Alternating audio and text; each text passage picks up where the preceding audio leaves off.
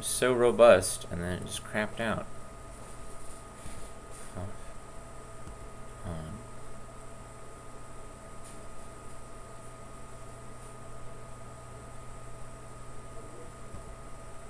Settings.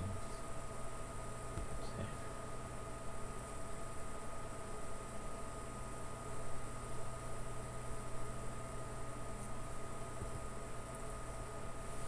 Alright, so I'm gonna go ahead and rewind Facebook.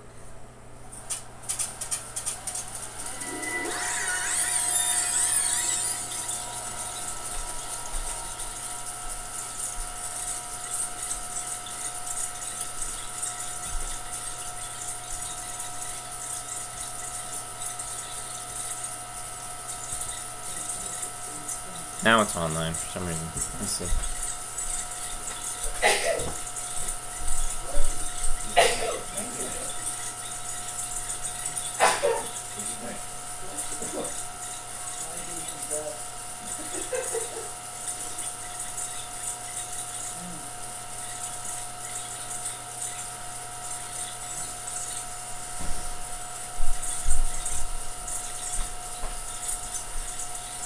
So that was really weird, everybody.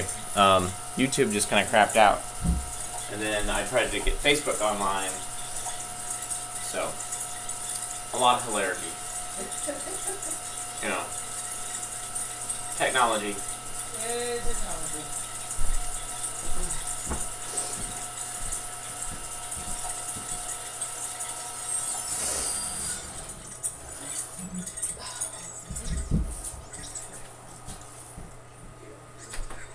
Alright, let's try this again. The why of Army missiles.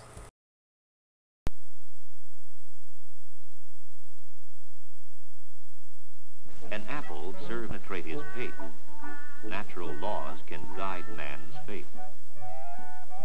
And thus we learn that motion involves more than just commotion. Motion involves reaction, force, and speed. A whole new physical creed. Laws that men and missiles must heed.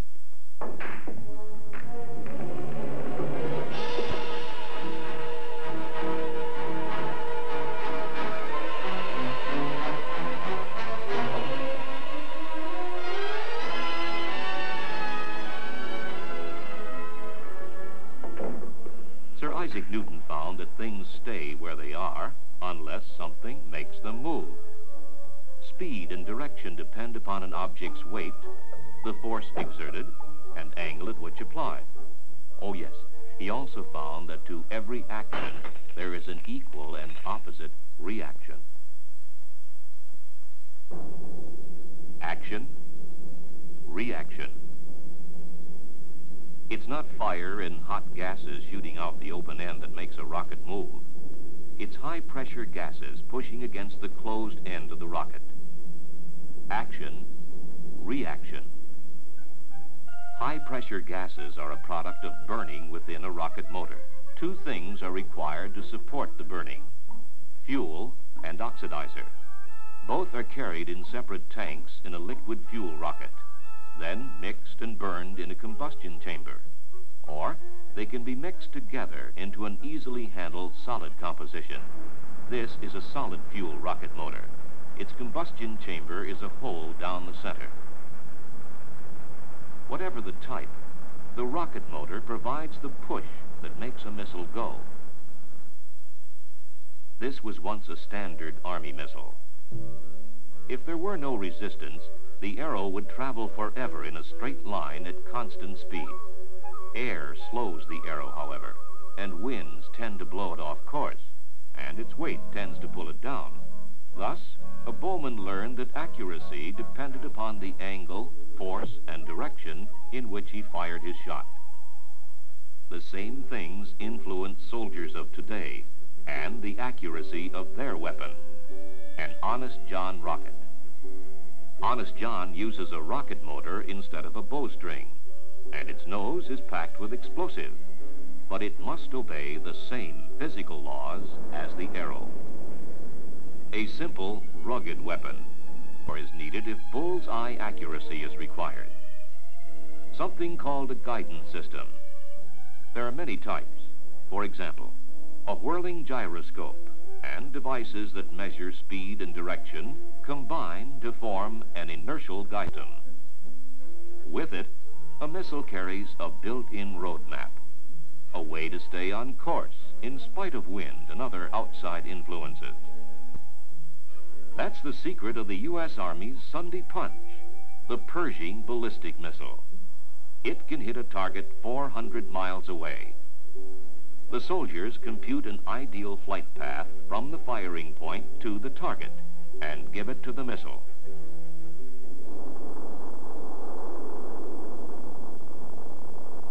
Once in the air, no human hand steers Pershing. Its inertial guidance system keeps it on course to its target.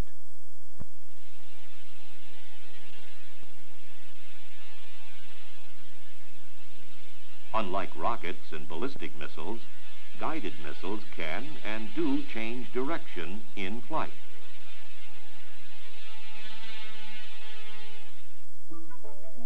The Army's Nike Hercules is an air defense guided missile. It uses something called command guidance. It takes its orders from the ground, where soldiers and electronic computers make the decisions.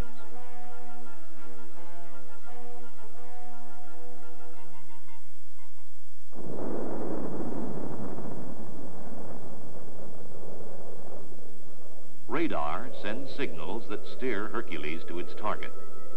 That combination is bad news for airplanes. There are other ways to do the job.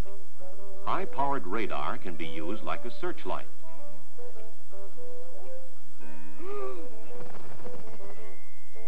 And a missile can be sent aloft to home or steer itself using radar signals bounced off the target. That's how the Army's Hawk air defense guided missile works. Hawk was specially designed to handle low-flying, high-speed airplanes.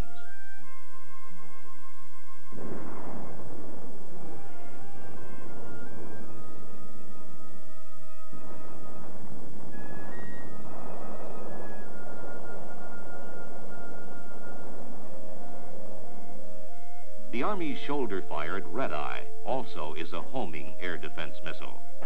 But this front-line weapon has a seeker in its nose that steers the missile unerringly to the heat of the engine of the target aircraft.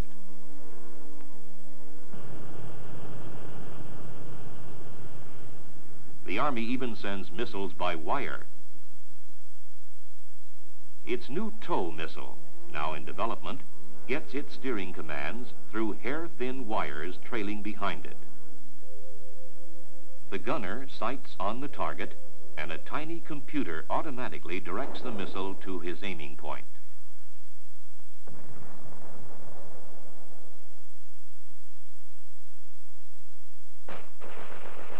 Land combat is the soldier's job. It's rugged and complicated, and no one weapon can do everything. That's why the Army needs many missiles. They give the American soldier better firepower, a means to fight and defeat any enemy. What really counts is an effective combination of both man and missile. To hit targets on the ground far beyond the reach of guns, the Army needs long-range ballistic missiles, like the Sergeant.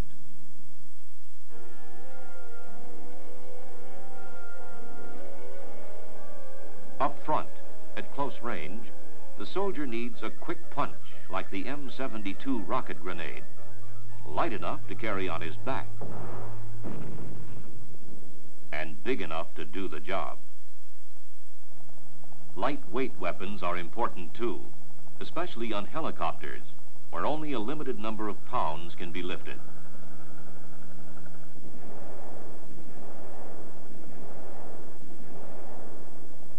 A simple, well-aimed rocket is extremely effective, as Army aviators proved in Vietnam. Against a heavily armed and armored target, the rule is to destroy him before he destroys you.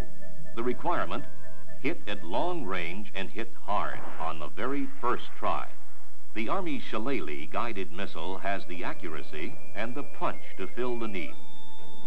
And when developing an effective way to destroy attacking missiles, intercontinental ballistic missiles traveling at the rate of 3 miles each second, the Army needs speed. Speed like this in the Zeus missile, planned to race great distances and intercept and kill attacking missiles. Or speed like this in the even faster Sprint, designed for short-range missile intercepts. The Army has special requirements for its soldiers and its missiles. Army missiles must go with the soldier and fight where he fights. That could be in any climate, any place in the world. There are places where it gets well below zero every day, or where the temperature gets well above 100 degrees in the daytime, and places in the world where it rains constantly and mold forms overnight on metal parts. A mobile, modern army needs missiles that can move. Depending upon the mission, they travel on tracks, or on backs, over land, or over water. And when natural obstacles intervene, Army missiles come by helicopter, under them, in them, or on them. Army missiles can ride transport aircraft for a quick, long jump to battle zones anywhere in the world, and get into the fight, if they must, with one last step, straight down.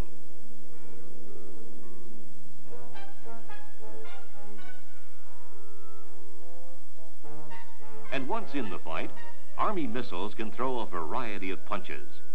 This Lance ballistic missile, for example, delivers a nuclear, non-nuclear, or special-purpose warhead, depending upon the soldier's needs. A variety of missiles to do a variety of tough Army jobs.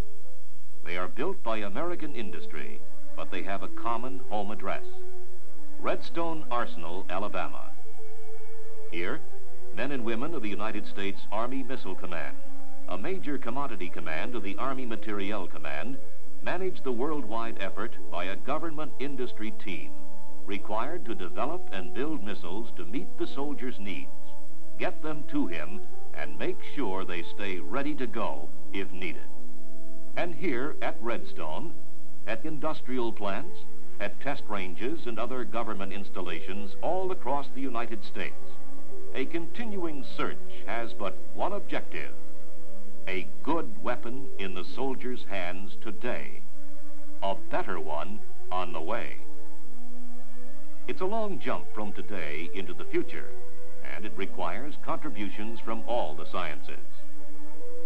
More efficient rocket fuels, low-cost, high-accuracy guidance systems, better metal alloys for missile structures,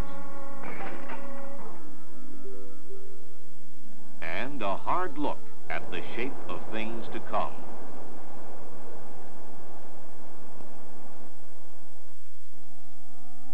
The essential ingredients are skill, ingenuity, and dedication. The Army calls it the missile business. A business with a single customer: the American soldier. Without him, the world's best missiles are brainless pieces of metal. With him, they share a vital part in the defense of freedom.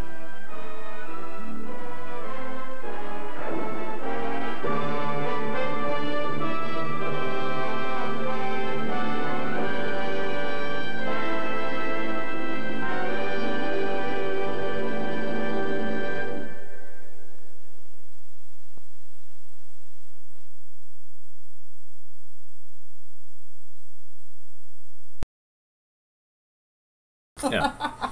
Wow. So that was kind of nuts. What happened there? I apologize.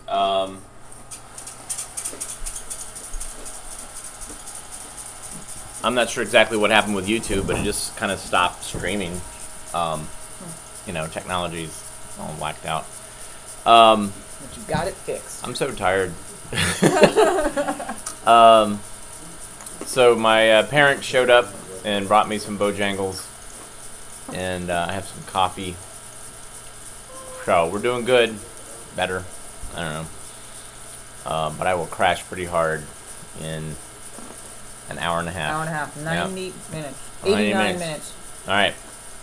So we have, that was 94, I think, right? 94. And so I have 1, 2, 3, 4, 5. Wait. Like, how many are in that stack right there, the small stack? 3. So 94, 95, 96, 97, 98, 99, and I'm going to get one more. I don't know if I have enough films. Well, and I guess you get to... Oh, no, wait, there's one over here. All right, we're good. All right, so all this talk about friction, maybe you want to show a film. About friction. About friction. So. Relevant. Relevant. Love how that works. All about relevance here at Geeks.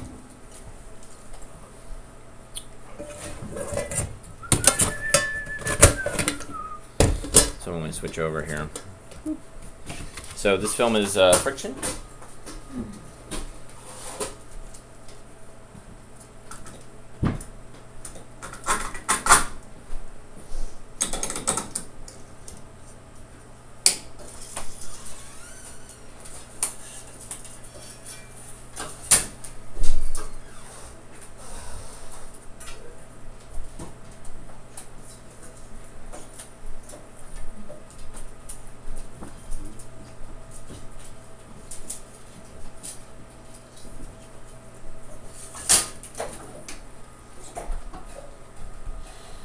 Coming up, Friction.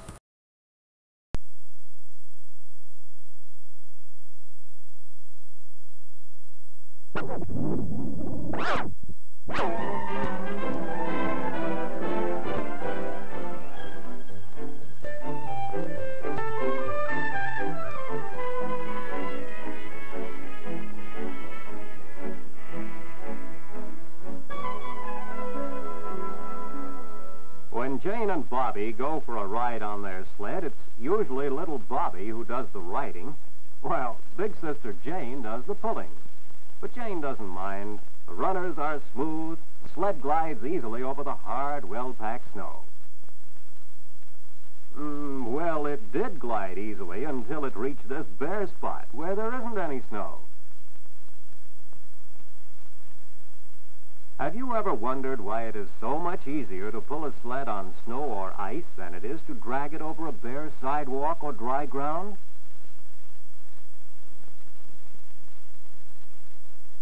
A simple experiment will help to show us the reason. Rub a piece of cotton over a mirror. It slides easily on the smooth surface, doesn't it? Now, rub it over a rough piece of wood.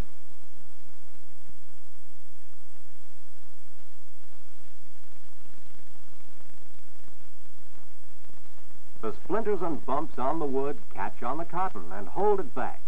It doesn't slide so easily on a rough surface, does it?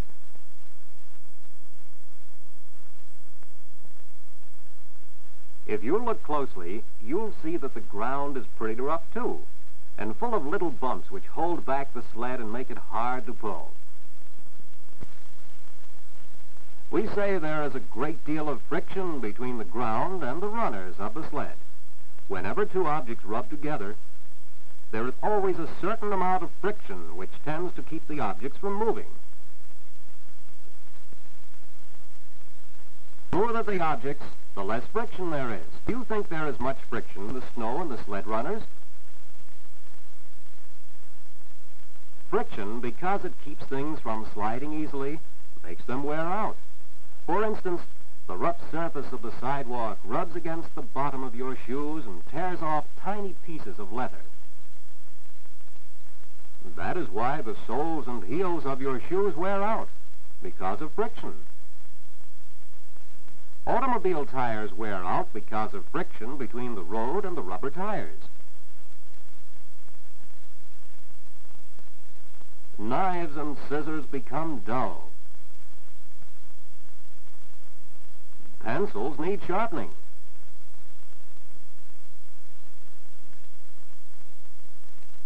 Machines wear out, all because of friction. We cannot do away with friction entirely, but can you think of ways to reduce it?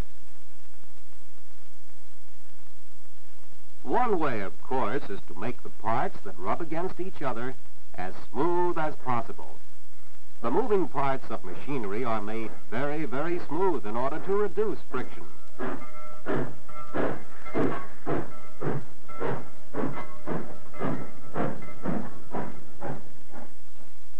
And have you ever heard people talking about 17-jeweled watches? The jewels help to reduce friction.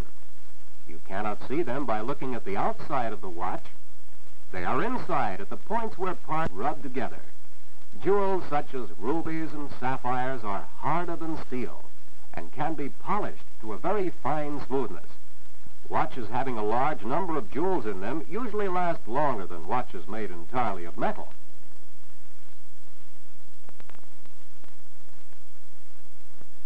Yes, smoothness helps a great deal, but in most machines, ordinary smoothness does not reduce friction enough. Here is a piece of metal that looks and feels very smooth. But if we could examine it under a microscope, we would see that the smooth surface is actually covered with thousands of tiny bumps and holes.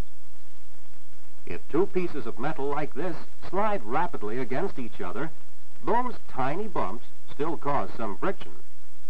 How can we reduce the friction even more?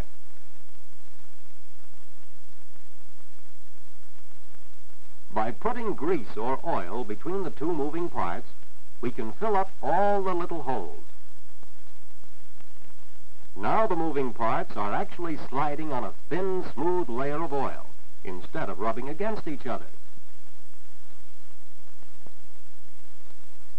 Without oil, no machine could last very long because friction would wear it out. Automobiles must be greased and oiled regularly. Sewing machines must be oiled.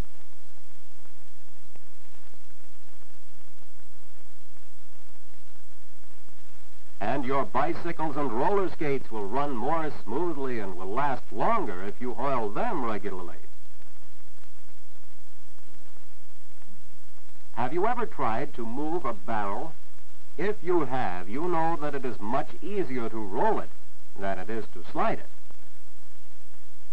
And so another way of reducing friction is to change sliding friction to rolling friction. Of course, that's easy if the object is round, like a barrel. But suppose the object is square, like a box. How can we use rolling friction here? That's right, by putting rollers under it. And we can make our work still easier if we change the rollers to wheels.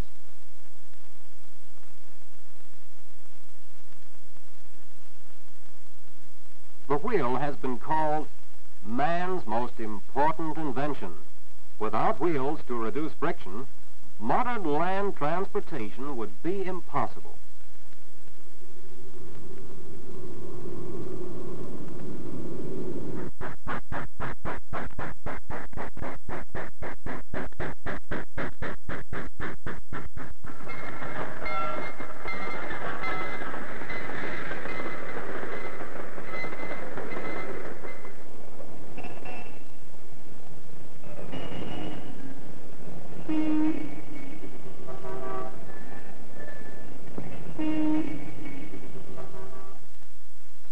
To make wheels roll more easily, we use ball bearings to reduce the friction between the wheel and the axle.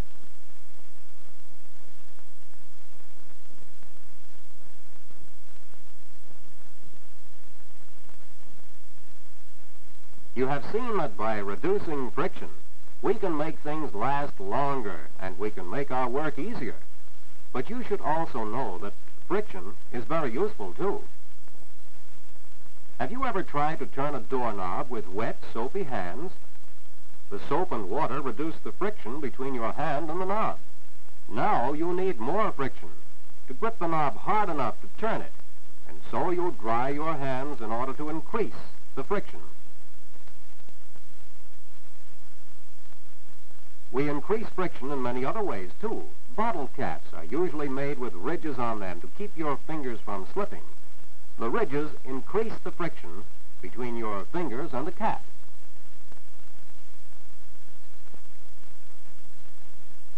Automobile tires have rough treads on them to increase the friction between the road and the tires so they'll not skid.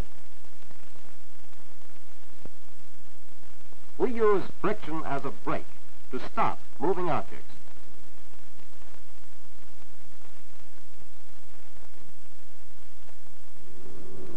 All brakes work by increasing friction.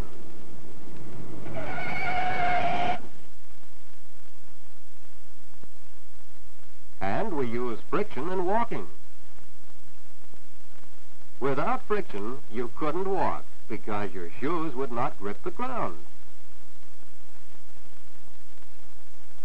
Now see if you can answer these questions.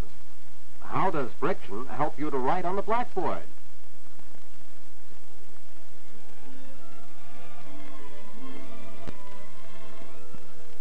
What does this sign have to do with friction? And how is this Boy Scout making use of friction?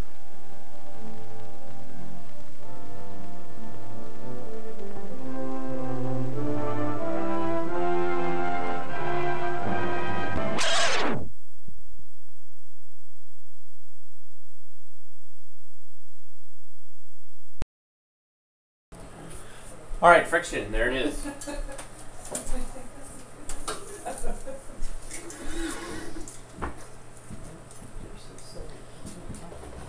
Friction.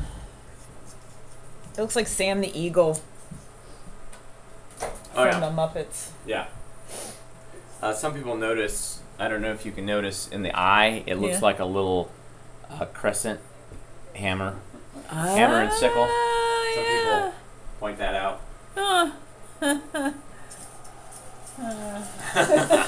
So young American films. Young American workers' party films. Comrade. Comrade. Well, now I want to see a film about selling things. Who sells this thing, Skip? Yeah, this is what this film answers, that question. It's part of a series. I got a bunch of films from Memphis Public Schools, and I think this was made for Memphis Public Television. So the regional types of films kind of interest me because you can't find them everywhere. Yeah.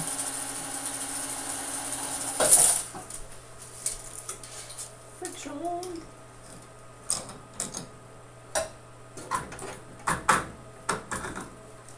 That's to you. Whoop. Car. Ah, the satisfying sound of film in a metal canister. Yeah.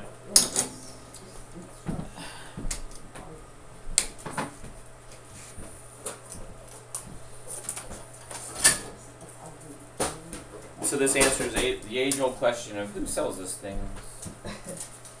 Who sells this thing?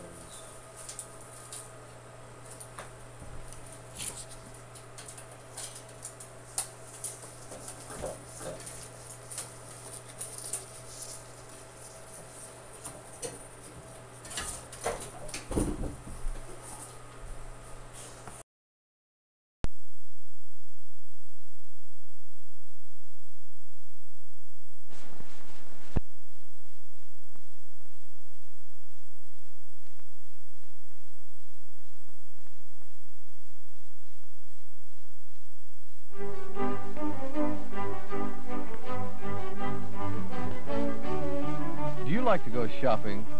When do you like to shop? What would you like to buy? Have you ever picked out something you wanted, then paid for it yourself? Do you like to make your own decisions? How do you make decisions? If you drive to a shopping center, you may have your car serviced while you're shopping. Have you ever thought about the person who services a car? Is he a salesman? Does he sell anything? What does he sell? Would you like to work in a service station? What would you have to know to be a successful service station attendant?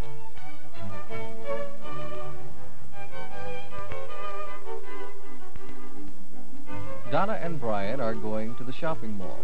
They've won a contest. The prize is a choice of anything sold in any store in the mall.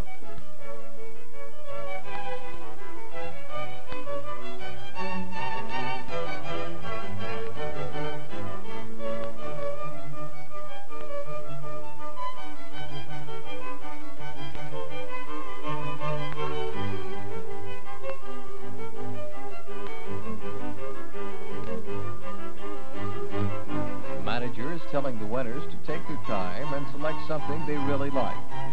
There are many stores to choose from. Each has a different product to sell. What do you think you would choose?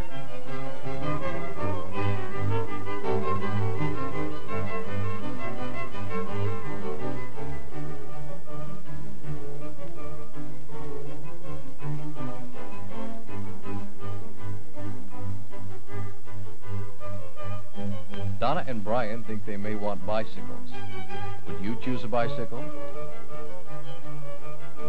Does the sales lady need to know much about bicycles to sell them?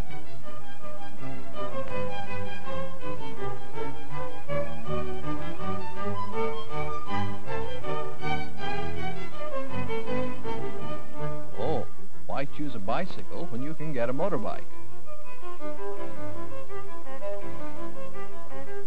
Wait a minute, what is she saying?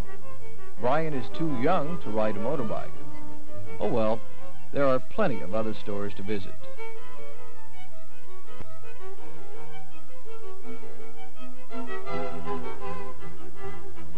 Girls like jewelry. Donna thinks she might like a diamond ring. Would you choose a diamond ring? Does a jewelry salesman need any special knowledge? How is the jewelry salesman's job the same as the service station attendants and the bicycle sales ladies?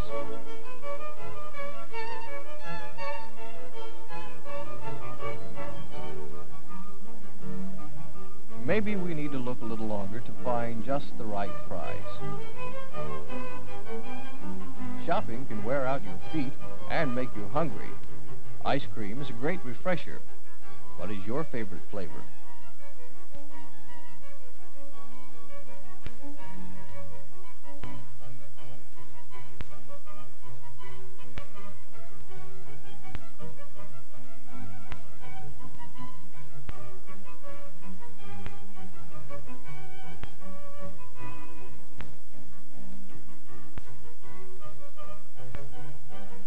Operating a cash register is a job also.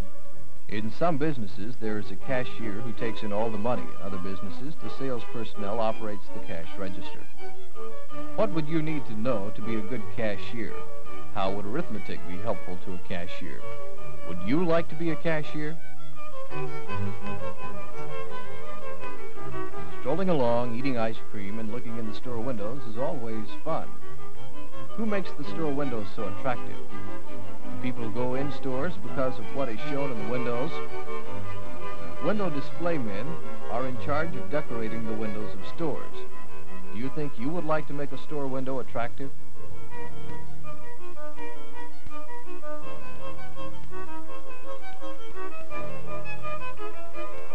Gosh, there are lots of different stores, greeting card stores, clothing stores, and drug stores.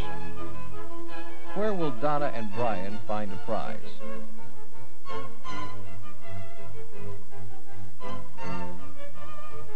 Everyone loves new shoes. Do you think they'll want new shoes? Would you want new shoes? A shoe salesman should know a lot about feet. What is he doing? Why do you think he's using this tool? How important is it for shoes to fit well?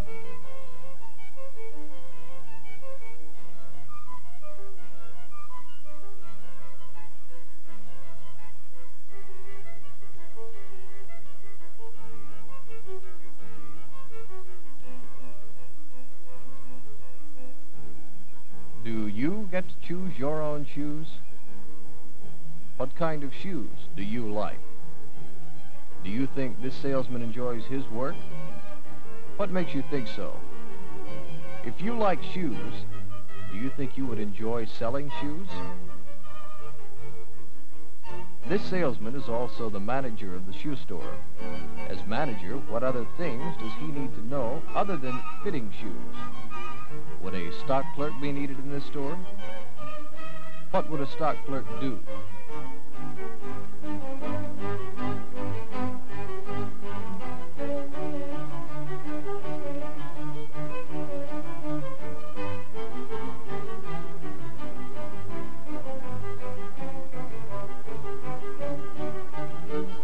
No, this is not exactly what they want.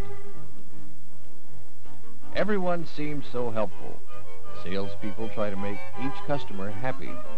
If you like to talk and you enjoy being with people, you might want to work in a store of some kind.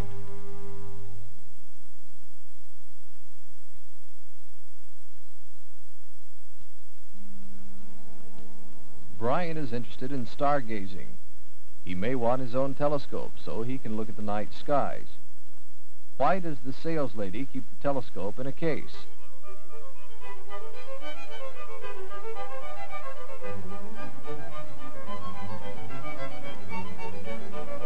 Have you ever wanted a camera so you could take your own pictures? Does the sales lady need special training to sell cameras and photographic supplies? What are some of the things she needs to know? Film comes in many different sizes and speeds. Cameras come in different types with different settings needed to operate each type. If the sales lady likes to take pictures, would this help her in doing a job better? A wig could be what Donna really wants. Is this sales lady's job something like a job in a beauty shop?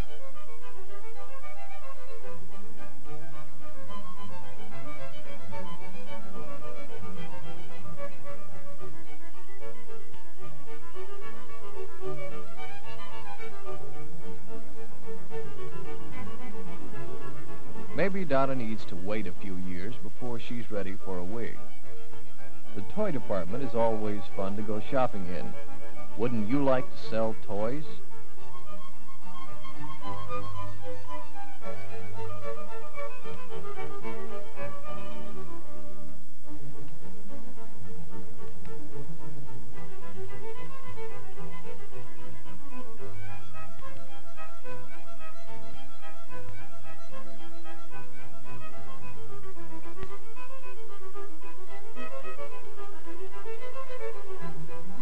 Salespeople even work in the movie theater. Can you name 2 sales jobs in a movie theater?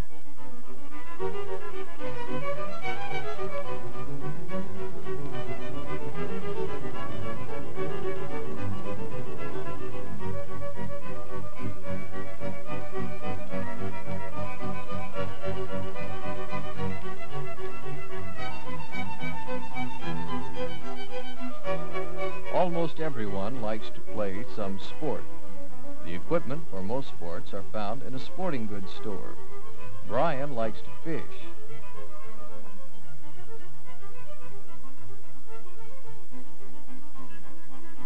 Do you think the salesman likes to fish? He knows so much about fishing.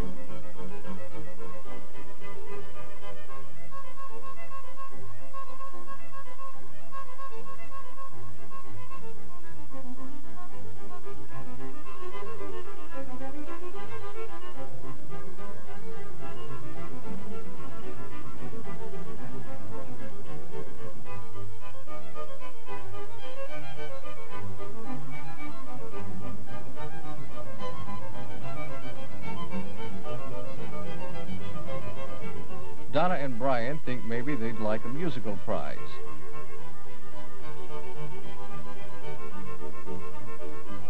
Would the salesman need to know how to play a guitar to sell one? Will Brian choose the guitar?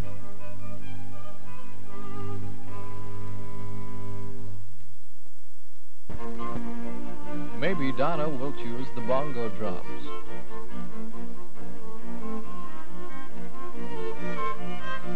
Or maybe they'll choose some rock records.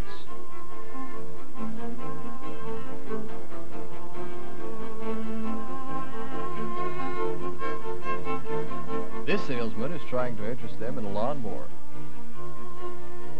They probably won't choose a lawnmower, would you? Stores, stores, stores, and still Donna and Brian haven't found a prize. Do you think they'll leave without a prize?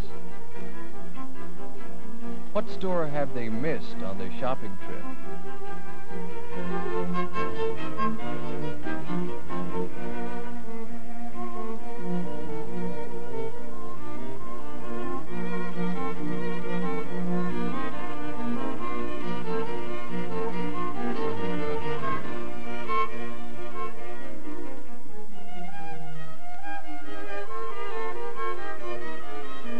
Can you tell what kind of store they're in now?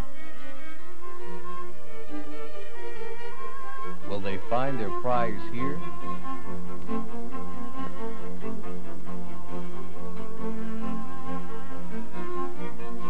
Would you have chosen the same prize?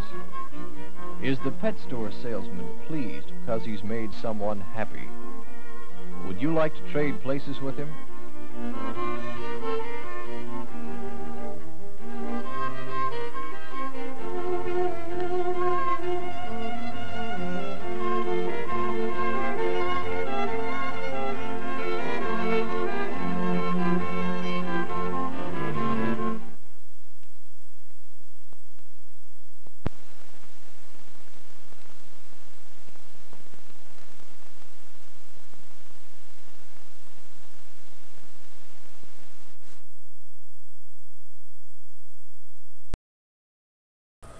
Yeah, that was a time capsule. That was really awesome.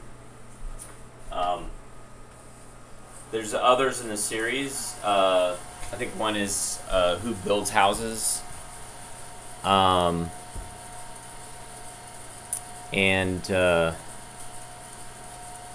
I don't know the year, though. I was going to look it up, and I think I found a reference, but I didn't find a year yet. But there were multiple ones in the series. 70s, definitely. But, yeah, this is a document of Raleigh Springs Mall, which no longer exists.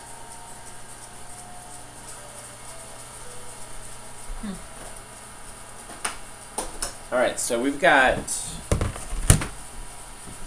4 more films to go.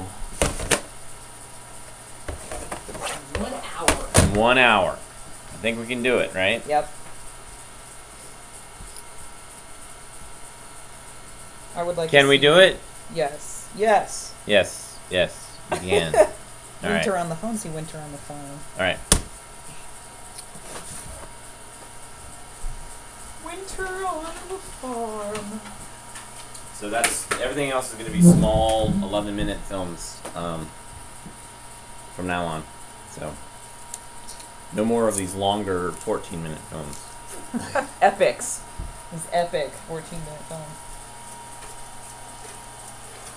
What are you going to do for the last 16 minutes?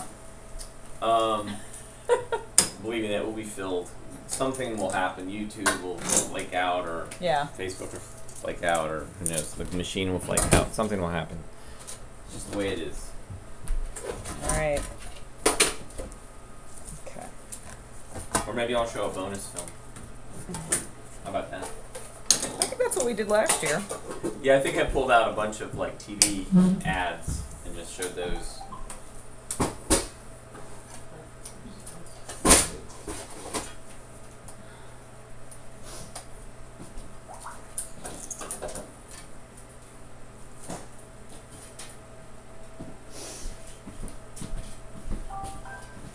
What is going on? All kinds of My bleeps. mom, bleeps you and- need to put your phone away. You You've had enough screen time.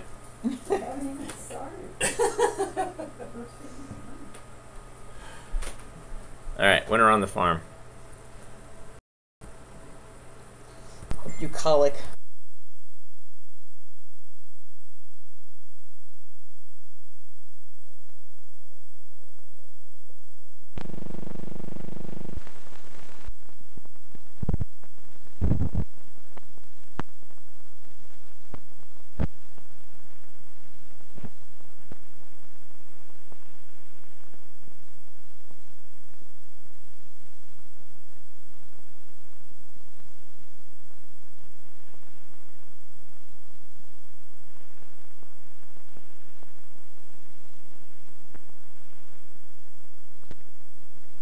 It is December, and the first winter snow has fallen during the night. Joan and Jerry Johnson are starting out to explore the new white blanket of snow.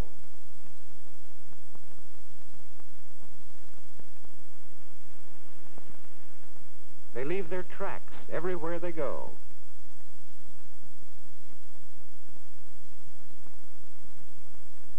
They notice that some small animal has left its tracks in the snow, too. What animal could have made these tracks? They're still fresh. They were made only a short time ago.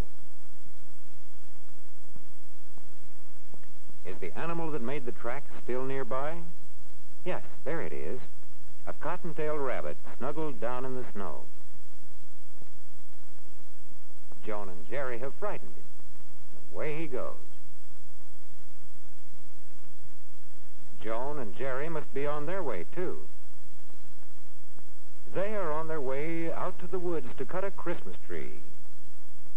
First, they must stop to get the things they will need. For one thing, an axe.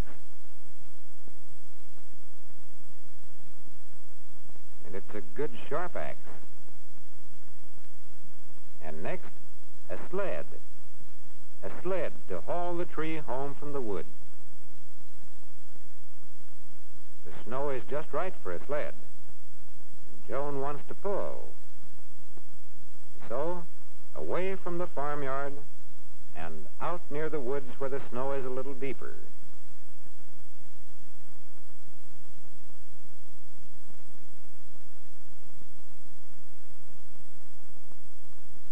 Now what does Jerry see? Fresh tracks in the snow again. And here is the fox that made the tracks. The fox may know that there's someone near. His thick fur coat keeps him warm during the cold weather. Keep quiet, says Jerry.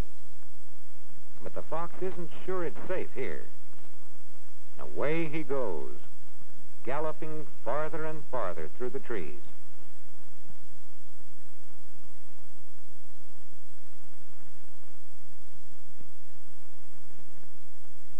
Now, Joan would like a ride.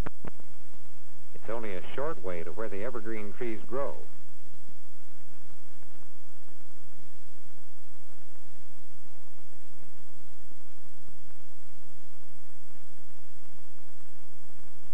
They stop at the edge of the woods because they see a young deer, a fawn. He's probably hungry. In winter, snow covers the grass. The leaves are gone from trees and bushes. It's harder for deer to find food, and they often come up close to farmhouses. The fawn watches Joan and Jerry closely. He's a little bit afraid of people. He'll feel safer back in the woods. Jerry knows where there is a nice little Christmas tree. And Joan likes it very much.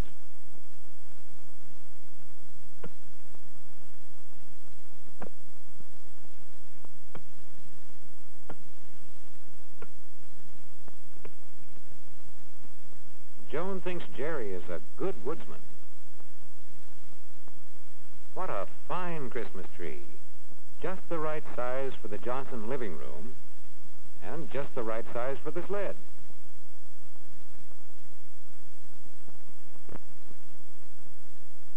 Jerry has brought along a rope to hold the tree on the sled.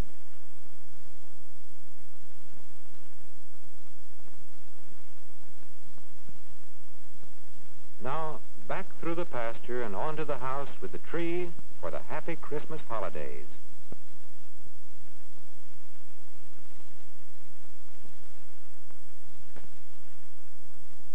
Now it is January, and the snow is much deeper. Inside the house, it is warm and cozy. Joan watches Jerry as he shovels the path out to the barn. Shoveling snow is work that Jerry likes.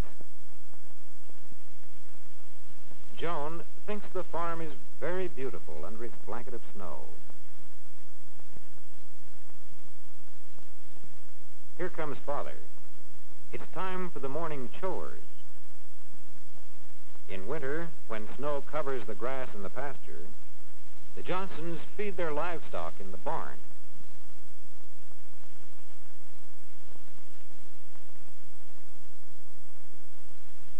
This is the hay that Jerry and Mr. Johnson cut and put in the barn last summer.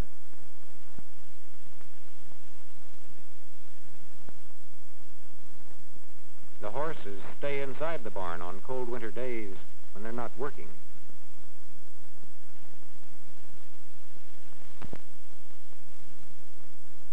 Another fork of hay will fill the manger.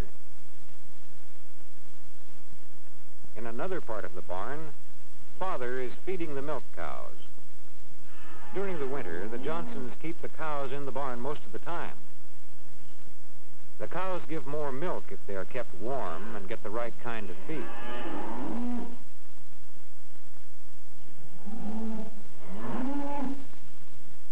Whiskers, the cat, has found a comfortable place for a nap. The feed Father brings in the big shovel is called silage. Last autumn, he made the silage by cutting up green corn and putting it in the silo.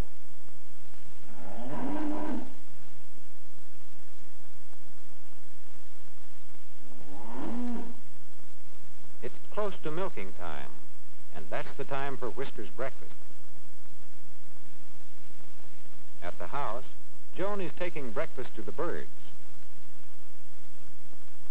This morning, she put sunflower seeds and nut meats into a feeding box for the birds that stay on the farm. On a tree nearby, there is a basket made of string where she puts suet for the birds. It is harder for them to find food when the ground is covered with snow.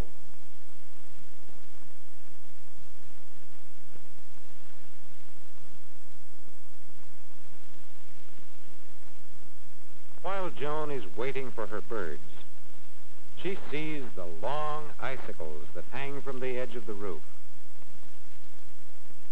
Here comes a bird now. It's a chickadee. Chickadees stay on the Johnson farm all winter. They seem frisky and gay even in the cold weather, but they really need help in finding food during the winter.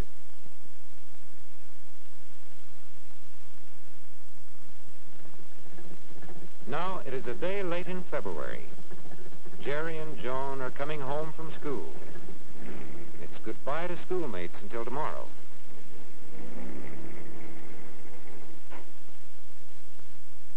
Up the road toward the house, and close by the old snowdrift. This is the biggest snowdrift left along the road. But now it's melting fast.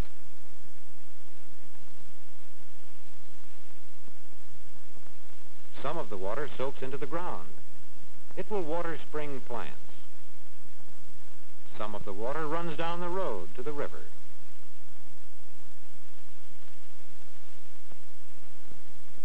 At the edge of the snowdrift, the melting snow has uncovered a small green plant. It has stayed alive under the snow all winter. On the way to the house, Joan and Jerry start their evening chores. Their first job is to water the cows. Electricity runs the pump that pumps water for the milk cows.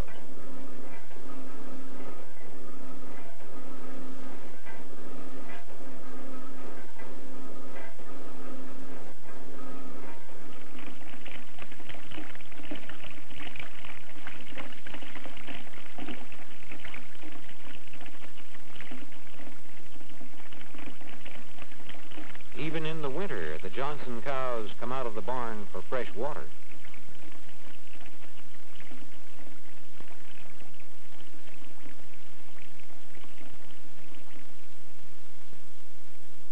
Back of the barn is a spot that John and Jerry are watching carefully these days. It's a hole that leads to the den where the woodchuck has been sleeping all winter.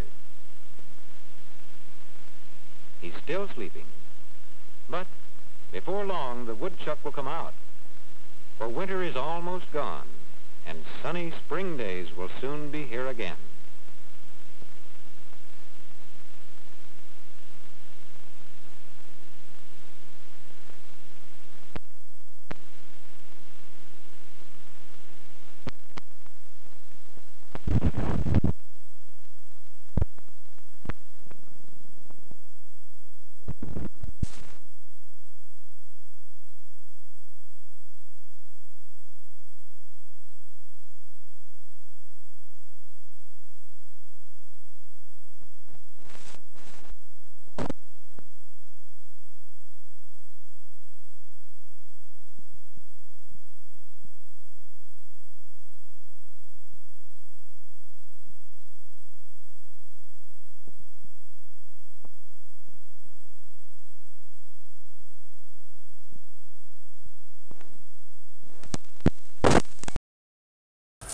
Alright, so that was 97. I got 3 more films. Decided to go off script a little bit. Mark reminded me what we showed for the 100th film last time, which was Betty Boop. And so I've decided to try to match it with these last 3 films. So, here we go.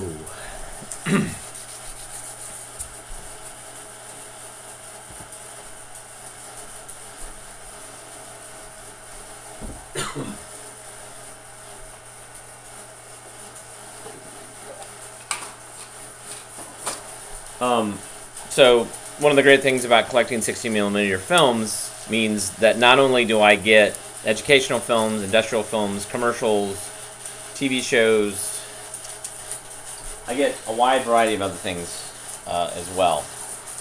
I get home movies, I get like science experiments, I get just lots and lots and lots of great stuff. And so here's an example of something I got.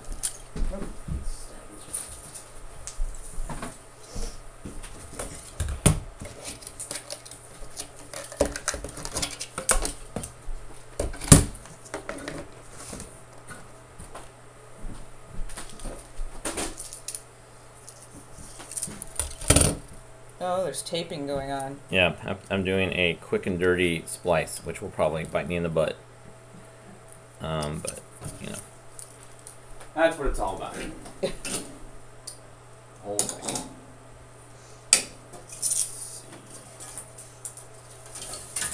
With your film strip shaped tape dispenser. Yep.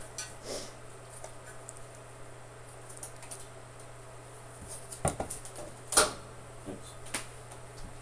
That immediately did not work.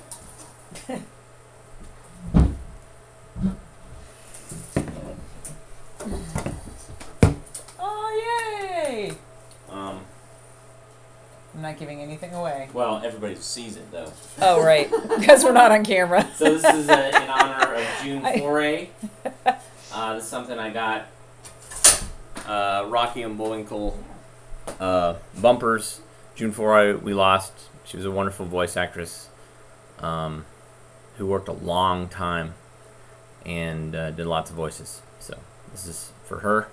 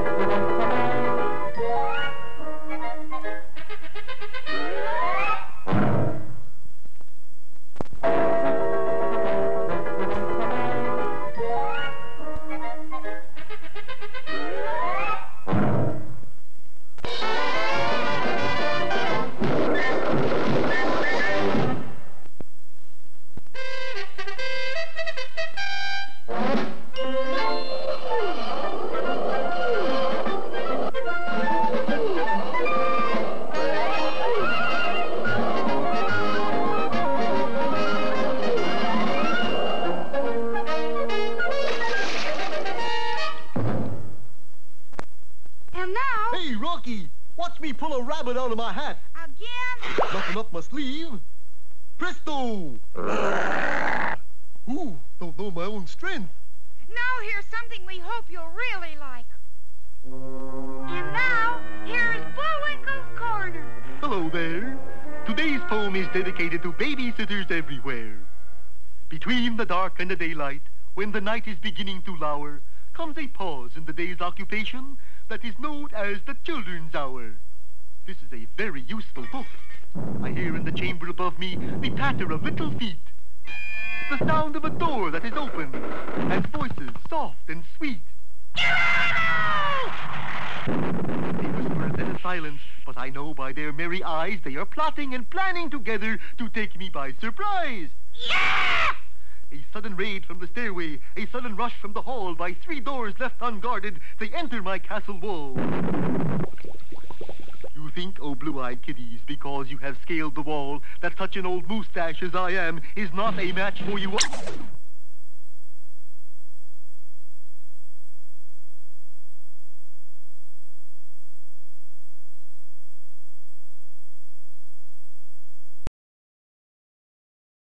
So basically what happened was they were just like either outs or bumpers that you would put before or after commercials.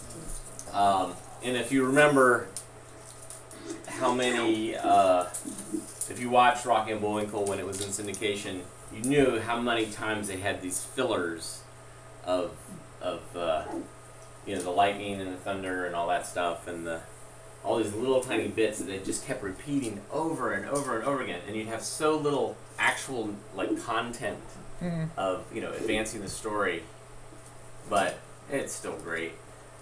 My mom's here and she pointed out, she's like, "That's one of your favorite cartoons, right?" And I was like, yes it is. Big fan. And while so I didn't lie, it is an actual film strip shaped tape dispenser. Yeah.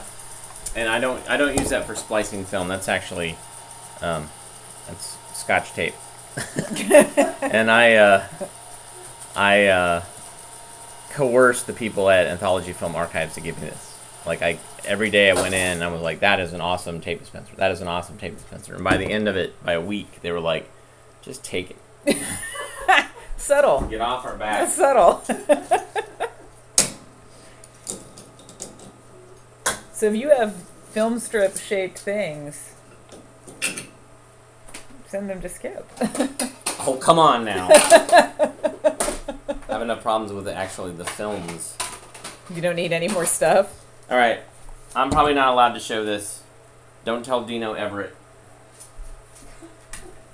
Because I think he's in charge of it.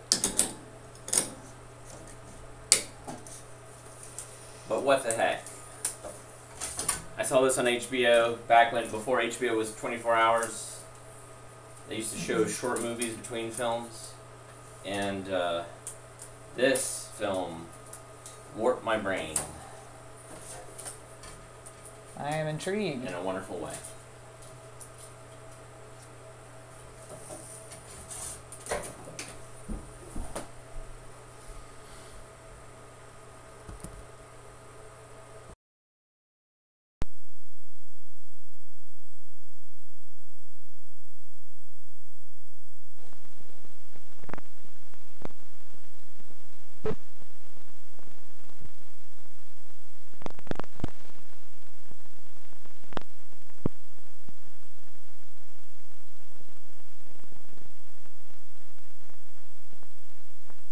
Dear Mr. Ames, your resume indicates that you may be just the person to assume the managerial duties at KLRN-TV and free me to continue my work in sensitized videotapes.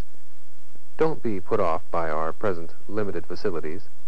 The success of my experiments will soon permit KLRN to capture a much larger share of the viewing public. Sincerely, W. H. O'Brien.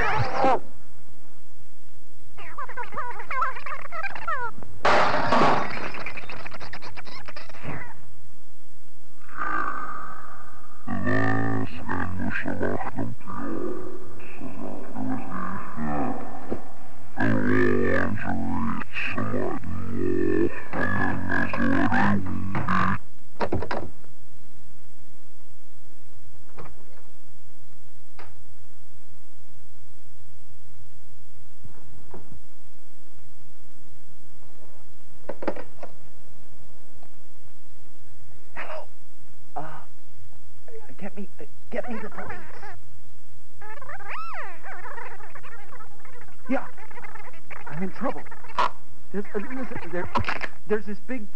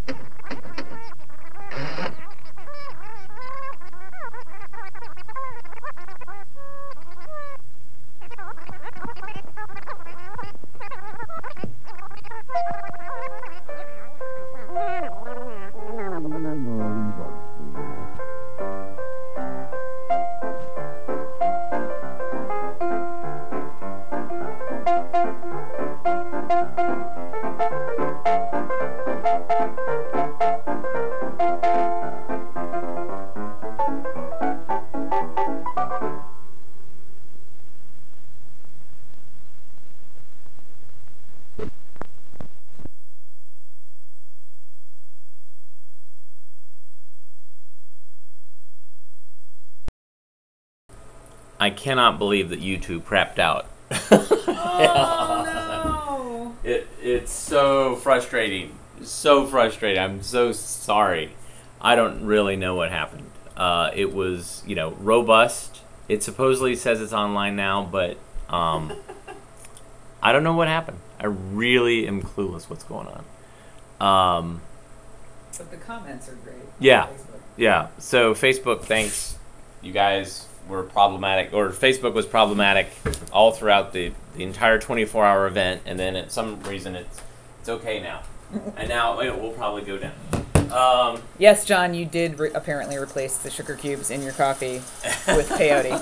So, that film, recorded live, was a student film, and is just glorious. Absolutely That's glorious. pretty great. And they used to show that between movies on HBO. Back before they were making TV shows. This was before it was 24 hours, when it would HBO would start at 6 p.m. and then run until like 3 a.m. or something I'm like that. surprised I didn't see it because my dad was kind of an early adopter of many things, and we actually had HBO. Right. Yeah. So there's other films that I have early on that they showed, mostly Pyramid distributed films. There's one called Vicious Cycles, which is great, which is a bunch of guys that look like they're bikers and they're on motorcycles, but they're not motorcycles. They're just kind of pretending like they're on motorcycles. Right. That's another really great one. So I apologize to everybody that saw only part of that film because YouTube sucks. I got one last film. One last short little ditty. I mean, basically this is... So we showed one film that exploded on me, which was really one of the films. So we're actually over 100 right now. If you want to really be technical. Sure, we'll be technical. One film twice. Oop. I'm spent. So this is going to be it. This is it? This is it. All right. Fair enough. No more after this. We're done. I'd say you've earned a long nap. A shower and a long nap. Yeah. Signing off. Thanks everybody for participating. Thanks people for contributing to Patreon. We got a lot of people contributing. There's a place right. Oh crap! Right. It's somewhere. It's in on the screen. corner. Oh, it's in the corner. Just a brief mention. There. No. Right there. See? Oh. I can't see. Anyways, another brief mention. Oh wait, I have to make it rain. Alamo Draft House is coming to Raleigh, and I will have a creative force involved with that. So if you're in Raleigh area, oh yeah, you're gonna make it rain. There was not nearly enough to adequately. All right. All right. Until next year. Yeah. So as I said, keep posted on the AV Geeks Facebook page, and you'll learn about the next event that we're doing. That's like a 2-hour event that's themed. I haven't figured out what it was, and I really haven't had time to figure it out, but I will within the next week or so have some sort of interesting thing. Maybe it'll be about the rapture. I don't know. Who knows? All right. So here we go. Signing off. Bye. Bye.